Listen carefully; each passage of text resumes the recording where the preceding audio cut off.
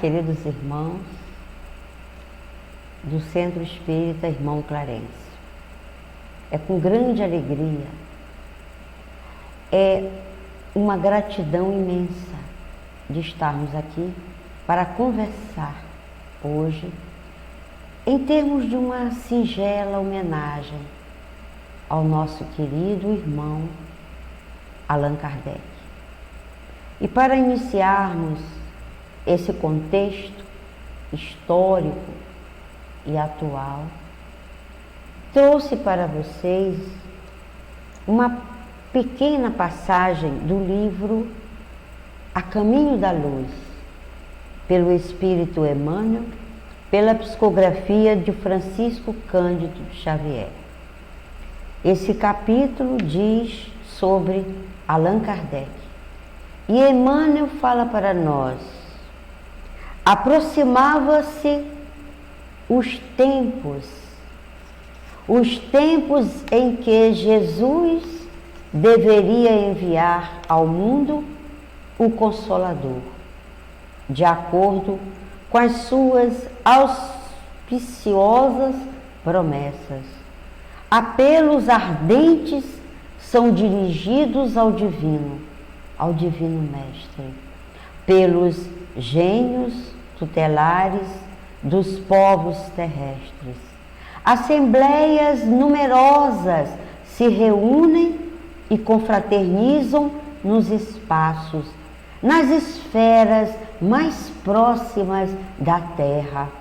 Um dos mais lúcidos discípulos do Cristo baixa ao planeta, compenetrado de sua missão consoladora, e 2 meses antes de Napoleão Bonaparte sagrar-se imperador, obrigando o Papa Pio VII a coroá-lo na igreja de Notre-Dame, em Paris, nascia Allan Kardec, aos 3 de outubro de 1804, com a sagrada missão de abrir caminho ao Espiritismo, a grande voz do Consolador prometido ao mundo pela misericórdia de Jesus Cristo. É assim, queridos irmãos, envolvidos já por essa impressão do nascimento desse missionário, que recolhemos em torno dos nossos corações a gratidão de estarmos aqui por esse missionário que nos resgata através da doutrina dos Espíritos. Vamos orar.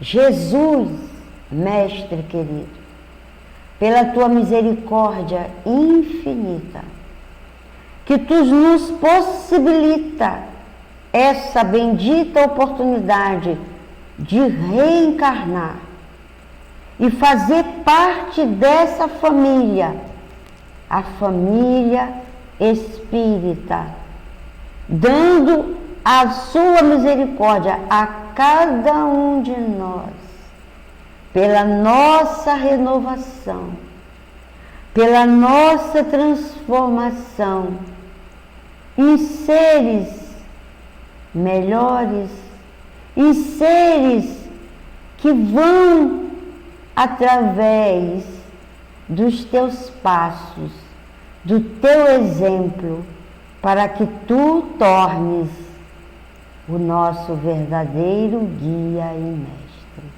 É com gratidão que hoje, neste momento, iremos falar um pouco, uma singela homenagem ao nosso querido irmão Allan Kardec. Permita-nos ser envolvida por esses espíritos de luz, espíritos espíritas, que estão conduzindo esta casa e este lar chamado Centro Espírita Irmão Clarence. Fique conosco, Senhor, aqui, agora e sempre. Que assim seja. Graças a Deus.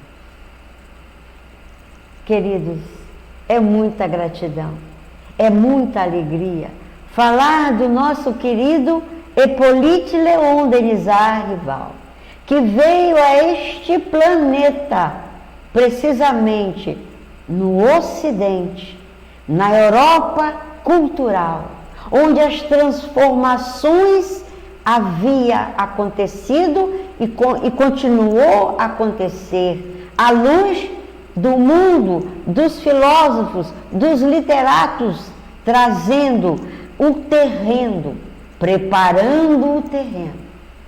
Porque nada faz sentido se não há uma pré-condição preparatória para que ocorra algo grandioso, algo espiritual. E a chegada de Hippolyte Léon traz para o seio da França um expoente na educação, aquele que viria transformar a educação, se dedicar com seus esforços, com a sua inteligência brilhante, e foi a festivo seu nascimento aos seus queridos pais, Jean Baptista Antoine Rival e Jeanne Louise, que eram pessoas que gozavam no seio daquela sociedade uma família estruturada, ele como juiz. A família de Allan Kardec era uma família que tinha uma estrutura social balizada na Igreja Católica, nos bons costumes, e gozava também de uma inteligência, porque faziam parte da intelectualidade naquele seio em que eles viviam, que era na cidade de Lyon. Pois bem, Kardec, então, aos 10 anos de idade, ele é encaminhado para se formar onde havia a melhor formação na Europa. Naquele momento era o Instituto de Verdun, que era conduzido, orientado pela metodologia de Pestalozzi, uma metodologia que para aquela época era uma metodologia inovadora, conhecia o aluno pelo potencial dele em si, tratava com respeito, não ignorava a sua manifestação, a sua liberdade de pensar. Então, Kardec vai para aquele ambiente estudantil, solver, assimilar os conhecimentos que ali lhe foram tragos pelaquele missionário, o educador da humanidade, conhecido por um biógrafo de Pestalozzi. Kardec, então, ele começa sua trajetória dando o parecer para que veio, uma inteligência aguçada, ao ponto de se tornar um codiscípulo na direção das turmas menores, a ponto de ele assumir uma responsabilidade. Pois bem, nesse transcurso, onde o aprendizado foi imenso e intenso, foi a formação categórica para que a sua razão, o seu raciocínio e a sua força lá na frente fosse usada, utilizada para a sua missão a que veio. Pois bem, então, por essas influências de todos esses filósofos que na época vinham de fora da Inglaterra, dos Estados Unidos, da própria França, foi fomentando naquele homem condições de ser, mais tarde, um professor um literato e escritor. E ele conseguiu, por si próprio, ter o seu nome gravado entre um dos maiores educadores da França, quiçá do Ocidente. Então, Hippolyte Léon, ele deixou várias obras, construiu uma escola. Em 1825, ele fundou a sua escola do primeiro grau. Ele teve o apoio do seu tio. Só que no movimento dessa escola e a questão do seu tio não deu para ele ir à frente nesse empenho. Mas Kardec teve uma peculiaridade. Além de ser um estudioso da pedagogia, dos modos de ensino, ele escreveu uma obra direcionada para a primeira educação, o curso prático e teórico de aritmética, porque ele entendia que a família, a mulher, poderia iniciar aquele aluno que não tinha condição social. Veja que Kardec, a proposta dele já era universal, já era possibilitar condições para atingir aquele que não tinha condição, porque sabemos que a educação, ela era cara, ela era para poucos, e ele queria democratizar a educação de base para aqueles que não tinham condição de frequentar uma escola instituída como era na época. Então Kardec, ele vem trazendo essa chama de lucidez, direcionada para a educação, para o verdadeiro reformador do homem. Ele já trazia isso em si. E no ano de 1823, ele se observa a questão do magnetismo que estava em voga na França.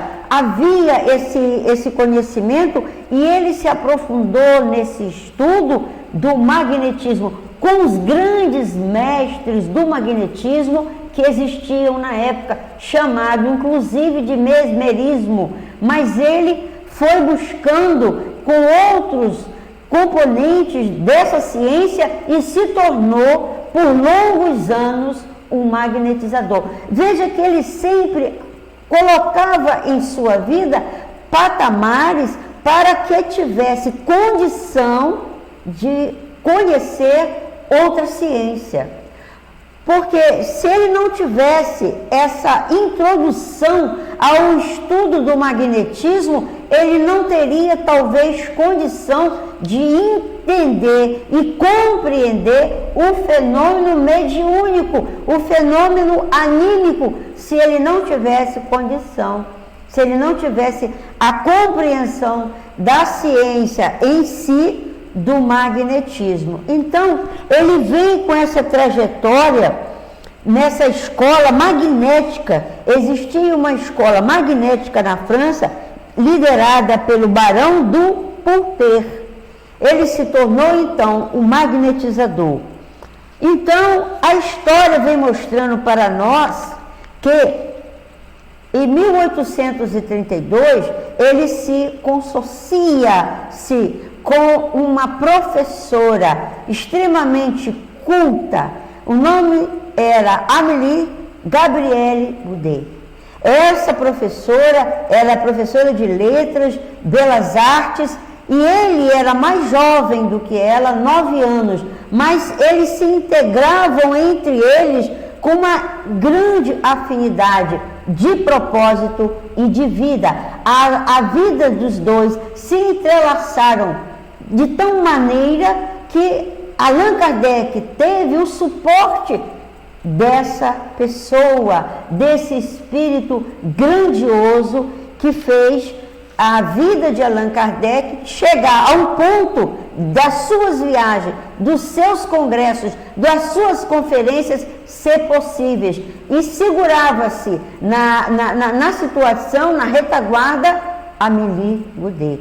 Posteriormente do seu desencarne, ela também prossegue, ela se reúne aos amigos ali que ficaram no propósito da continuação do Espiritismo, trazido por nosso querido irmão Allan Kardec, com a edição do Livro dos Espíritos, em 1857, no dia 18 de abril, uma data sempre lembrada e comemorada por todos os espíritos, onde o Livro dos Espíritos é a base de toda a obra, de toda a codificação. Dali esparge todo o conhecimento dos espíritos.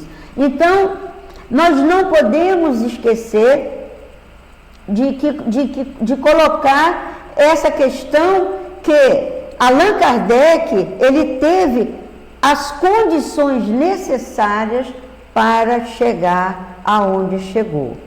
E lembrando bem, aqui para nós, uma situação que o Espiritismo, ele nasceu numa moda que teve na Inglaterra, nos Estados Unidos, e na França, na Turquia, em vários países. Era uma moda de que as pessoas tinham como se divertirem, assistirem um espetáculo das mesas, um espetáculo da batucada, porque eram sinais que estava para chegar alguma coisa na Terra que não era da Terra, que era do nível invisível.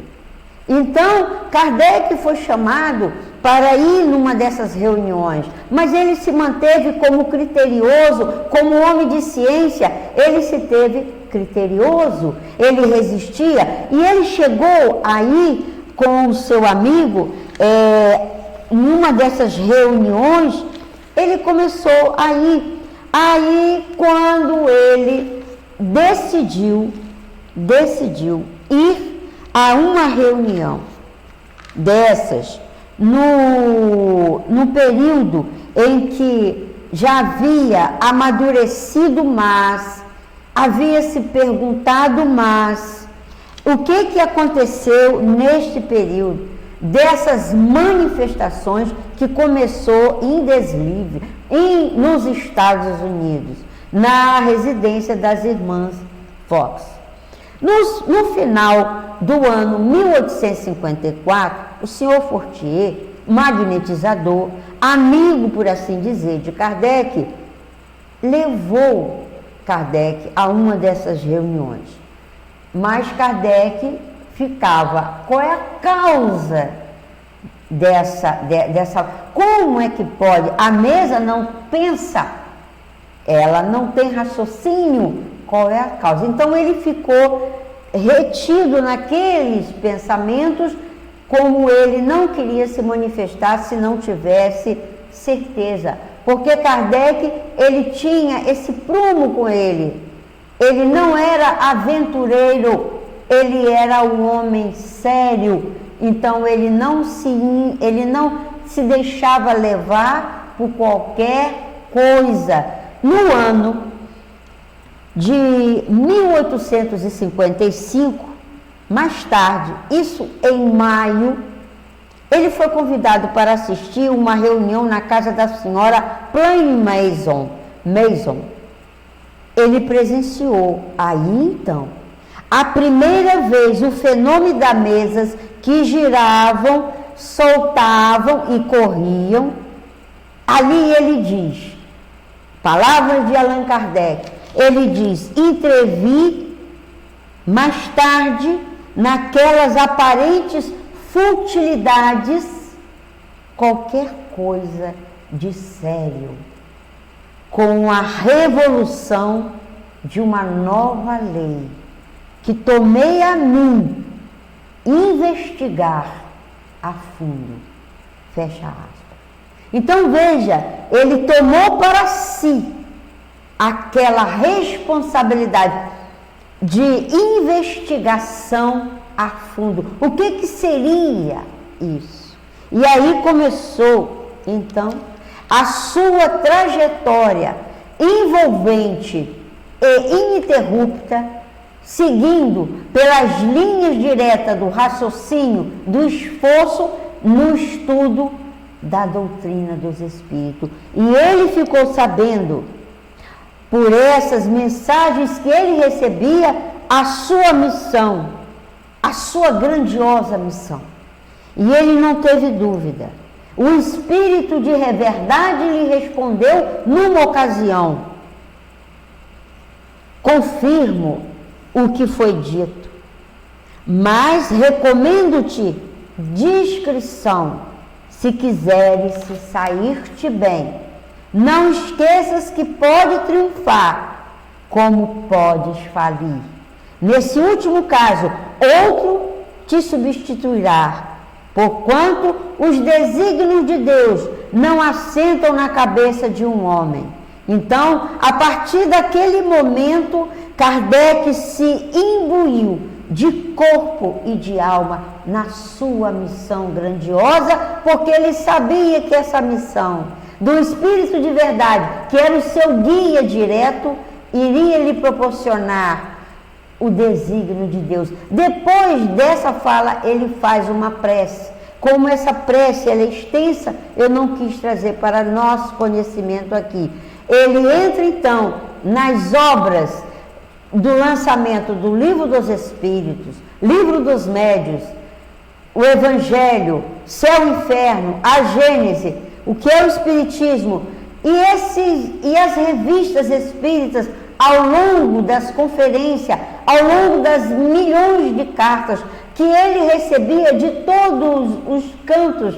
Ele não tinha nem condição física, não tinha condição de responder de tanta carta, de tantas perguntas. Mas veja o material inesgotável que Kardec nos deixa como um grande legado, que traz para nós o Consolador prometido, enviado e dito em João 5, versículo 17 a 19, que nunca nos deixaria sozinhos. Então Kardec deixa esse legado com o caráter da doutrina para regenerar a Terra. Esse é o nosso legado. Então Kardec, ele traz isso para nós, mas em contrapartida, houve muitos antagonismos, houve muitas negatividades no seu caminho contra o Espiritismo,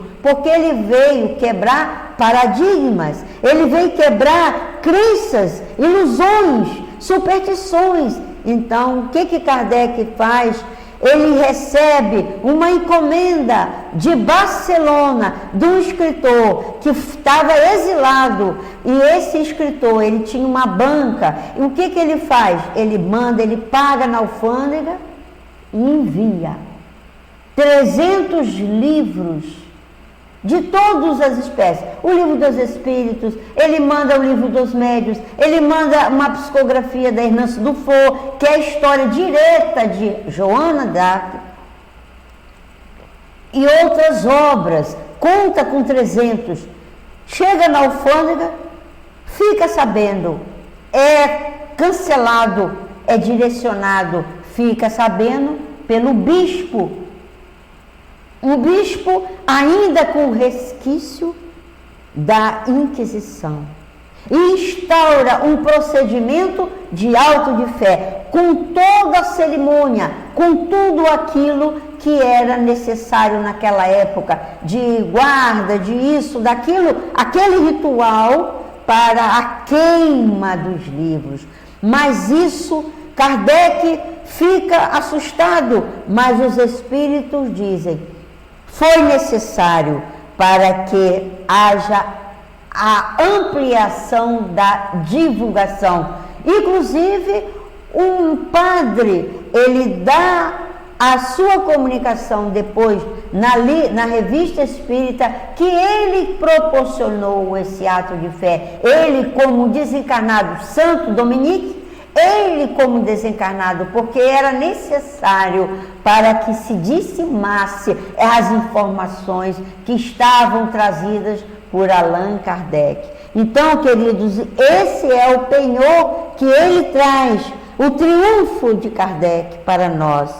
Esse caráter grandioso que se confirmou o ato de fé de Barcelona e aqueles livros todos sendo queimados e a população ficou instigada e dali começou. Aqueles que já tinham mais amadurecimento espiritual, quando viajavam para a França, iam em busca dessas obras. Então, nada contém a verdade. A verdade, ela é uma luz em si próprio.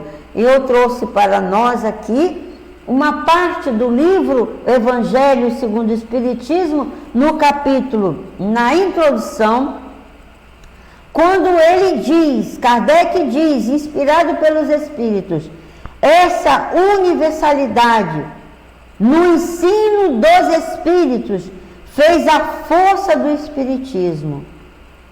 Se o Espiritismo é uma verdade, se ele é uma verdade, ele não teme a malquerença dos homens. Ele não teme as revoluções morais, nem as perturbações físicas do globo, porque nenhuma dessas coisas pode atingir os espíritos.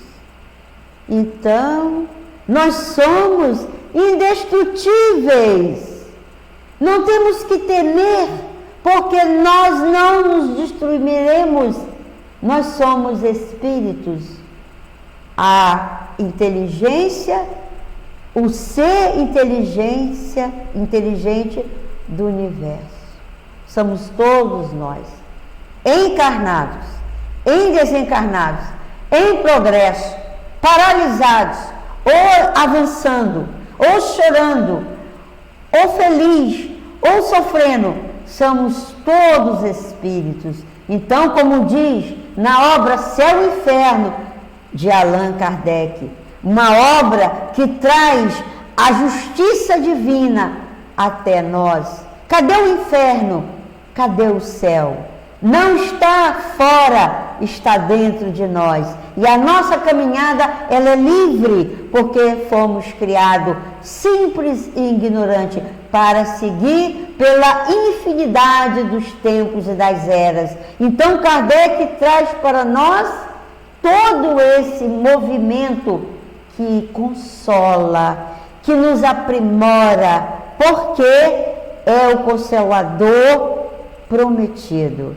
É isso, queridos irmãos, essa pequena homenagem a esse grandioso espírito, a esse grandioso ser humano, que veio para a humanidade terrestre como um discípulo escolhido por nosso Senhor Jesus Cristo. E para finalizar esse estudo, nós vamos fechar com uma frase ou umas frases do Sede Perfeitos, porque no item 3, que trata do homem de bem, diz lá, o verdadeiro homem de bem é aquele que pratica a lei de justiça, de amor, de caridade, na sua maior pureza.